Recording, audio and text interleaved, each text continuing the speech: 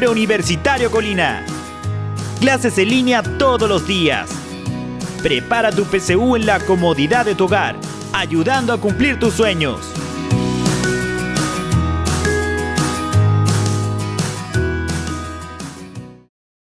Hola, muy buenas tardes. Hoy día vamos a ver todo lo que tiene que estar relacionado con las biomoléculas. Miremos acá. Vamos a partir por las características que tienen los carbohidratos. En su estructura tenemos como elemento principal el carbono, el hidrógeno y el oxígeno. ¿Y cuáles son las funciones principales que tienen los carbohidratos? Bueno, tenemos la estructural, que es una fuente de energía que es inmediata, y además todo lo que tiene que ver con el almacenamiento de la energía. Dentro de los carbohidratos podemos ver todo este conjunto. Tenemos los monómeros, y como el prefijo lo dice, mono tiene que ver con uno solo. Y aquí tenemos en este grupo a la glucosa, a la fructosa y a la galactosa. En el segundo grupo tenemos los disacáridos, como dice el prefijo es di, o sea quiere decir que tiene dos. Tenemos la maltosa, sacarosa y lactosa. Luego tenemos el grupo de los oligosacáridos, que aquí nosotros sabemos que las unidades van hasta máximo 20, y tenemos los glicoproteínas y glucolípidos. Y luego tenemos los polisacáridos, que son las grandes cadenas, ¿no es cierto?, sobre las 120.000, y aquí tenemos el almidón y el glucógeno. Acá, cuando nosotros hablamos de los monosacáridos, hablamos de muchas funciones. Y tenemos aquí a varios que son muy importantes. Cuando nosotros hablamos de los gliceraldehídos, estamos hablando de las triosas. Eso quiere decir que tiene 3 carbonos en la estructura. ¿Cuál es la fuente o localización? Se encuentra en el citoplasma, en las mitocondrias y también en los cloroplastos. Cuando nosotros hablamos de la ribosa, que también es importante, estamos hablando de las pentosas. Eso quiere decir que tiene 5 carbonos en su estructura. ¿Dónde se encuentran? En el citoplasma y en el núcleo. Son importantes porque son los precursores de los nucleótidos y también de los ácidos nucleicos. Cuando hablamos también de la desoxirribosa, nosotros estamos hablando de las pentosas. Eso quiere decir que tiene 5 carbonos en su estructura. Y lo encontramos en el citoplasma y en el núcleo. Y también es muy importante porque tiene que ver con el ADN. La glucosa, tenemos ahí el grupo de las hexosas, o sea, 6 carbonos en su estructura, por eso es el prefijo ex.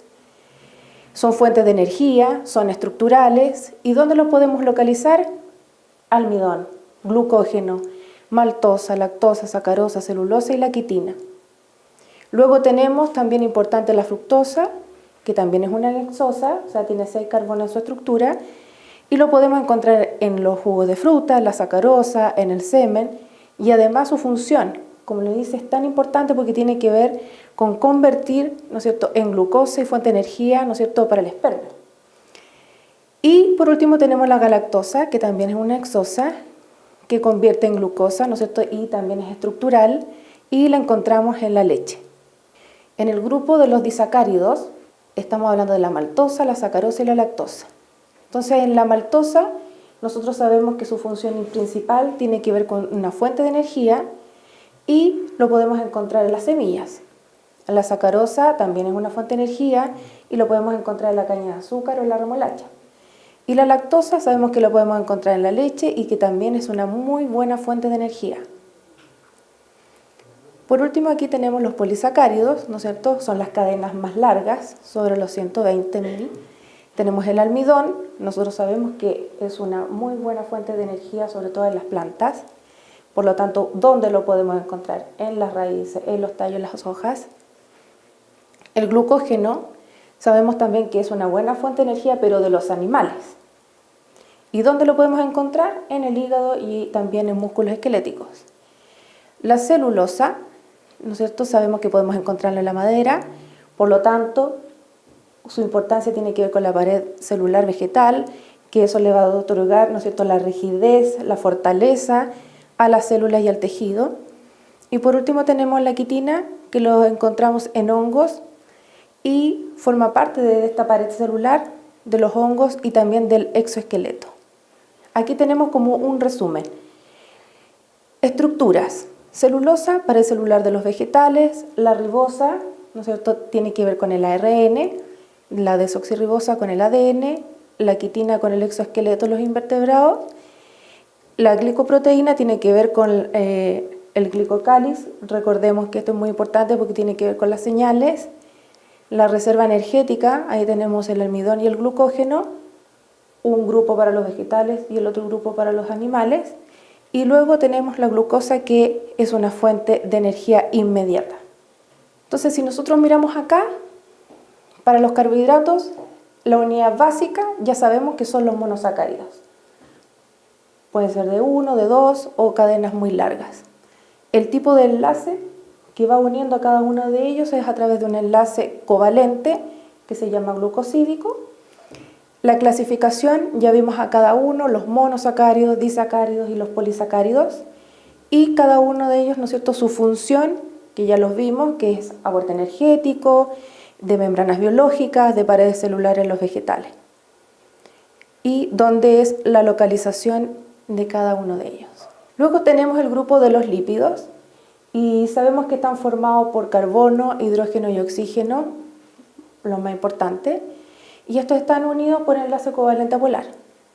Sus grandes funciones es ser parte de las membranas, regulan la actividad celular y de los tejidos, constituyen las principales formas de almacén de la energía, y también tiene que ver con todo lo que es las vitaminas, las más importantes, la A, la E, la K y la D. Acá tenemos dos grupos grandes en los lípidos, los ácidos grasos y sin ácidos grasos. Dentro de los ácidos grasos tenemos simples y tenemos complejos. Vamos a ir viendo cada uno de ellos.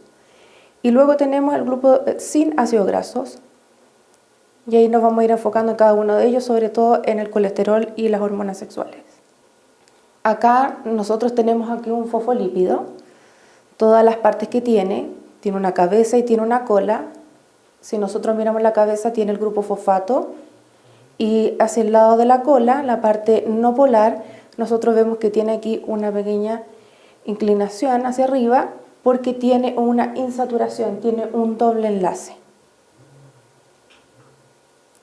¿Cuáles son estos criterios de comparación?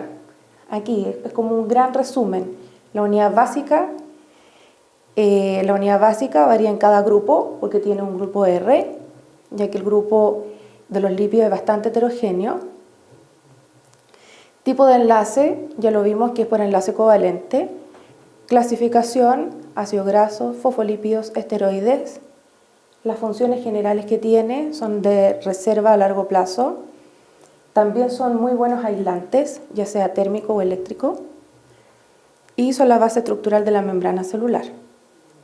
Y esa es una de las partes más importantes y que se ven a profundidad, la estructura de la membrana celular.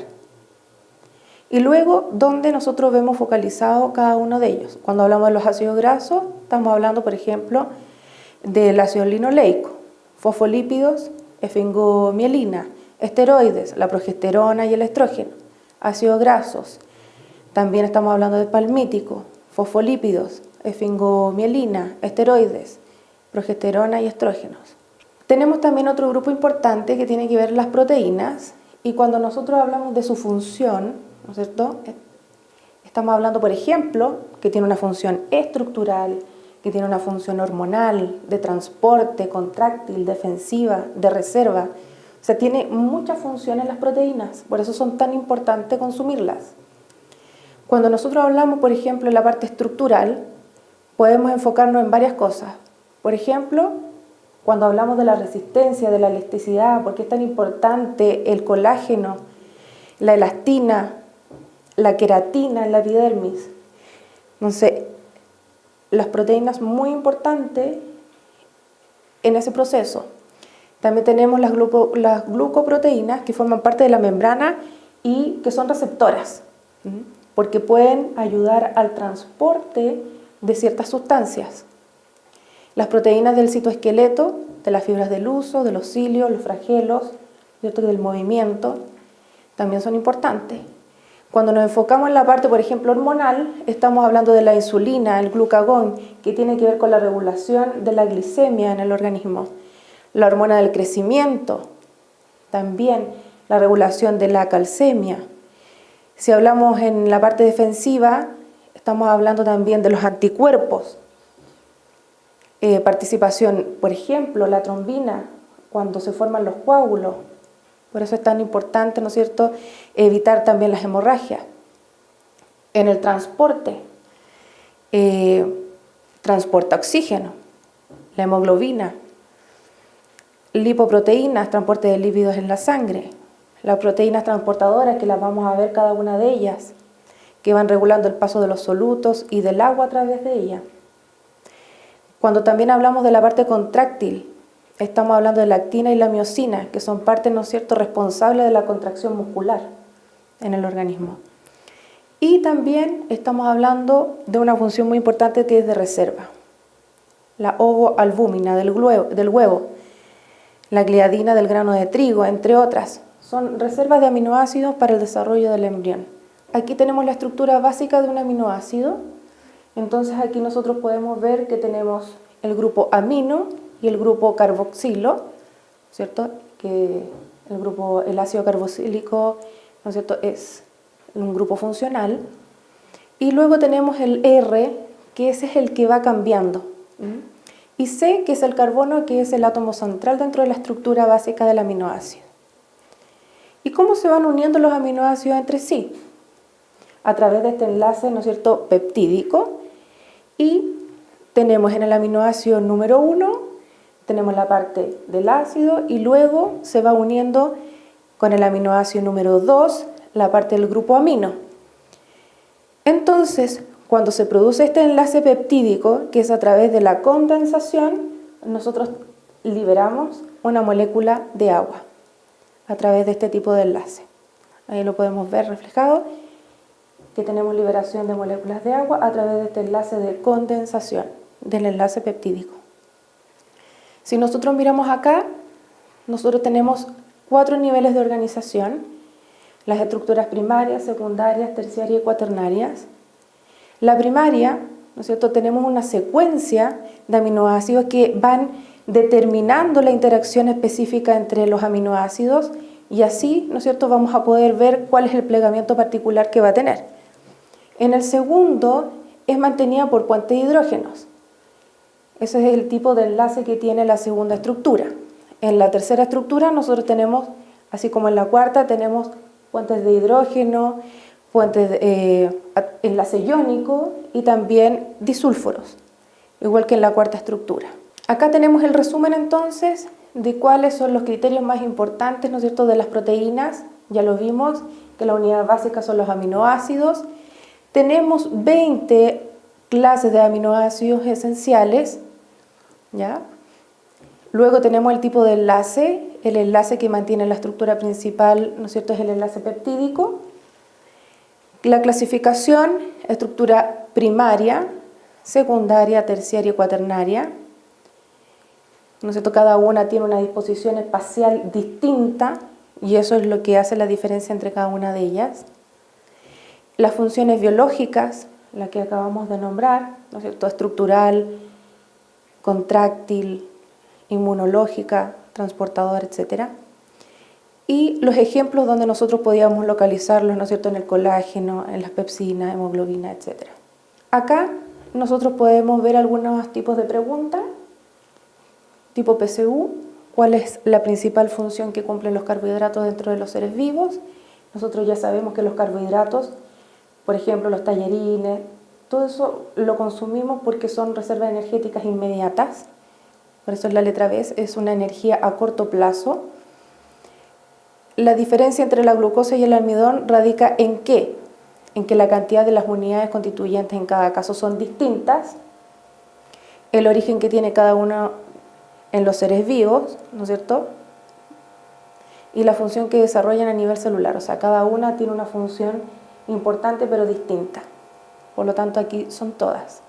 En la número 3, los lípidos desarrollan funciones estructurales, energéticas, aislantes. Aquí son todas correctas. Son todas funciones de los lípidos. Después, son funciones de los lípidos de otra manera distinta, ¿no es cierto? Constituir aislantes térmicos, proporcionar energía de disposición inmediata, formar la matriz de la membrana celular. Si nosotros nos damos aquí cuenta, los lípidos tienen que ver con aislantes térmicos y formación de la matriz de la membrana. Acá, los atletas previo a una gran carrera comen pastas en abundancia. ¿Debido a qué?